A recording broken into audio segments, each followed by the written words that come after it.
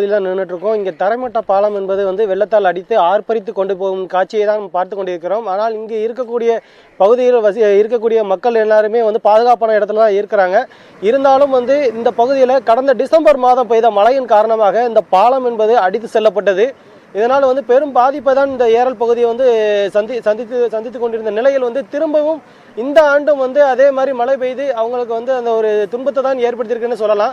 இருந்தாலும் காலை முதல் இந்த பகுதியில் எந்த ஒரு அதிகாரியும் வரவில்லை அப்படிங்கிறது தான் இங்கே உள்ள வணிகர்களாக இருக்கட்டும், பொதுமக்களாக இருக்கட்டும், அனைவருமே ஒரு குற்றம் சாட்டி வந்துட்டு இருக்காங்க. இதில் இந்த பகுதியில் என்ன மாதிரியான பாதிப்புகள் ஏற்படுத்தியிருக்கு அப்படிங்கிறத நம்ம அவங்ககிட்டே கேட்டு தெரிஞ்சுக்கலாம்.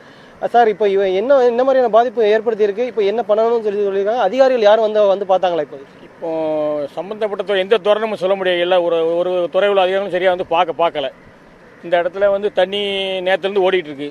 சேஃப்டி பாயிண்ட் இது பெரிய பாயிண்ட் பார்த்துங்க. தண்ணி ஆபத்தான பாயிண்ட், இது எல்லாத்துக்கும் தெரியும். ஆனால் இதில் ஒரு 10-20 மண்ணள்ளி போட்டு கொஞ்சம் வைக்கலாம். அதை கூட ஒன்றும் செய்ய மாட்டேங்கிறாங்க. பாதி பறையெல்லாம் போயிடுறாங்க, அவ்வளோதான். வேறு எந்த வித நடவடிக்கையும் எடுத்த மாதிரி தெரியல.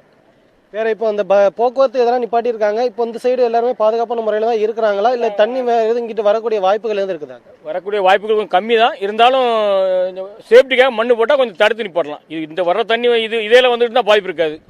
கூட தான் கொஞ்சம் பாதிப்பு அதிகமாகும்.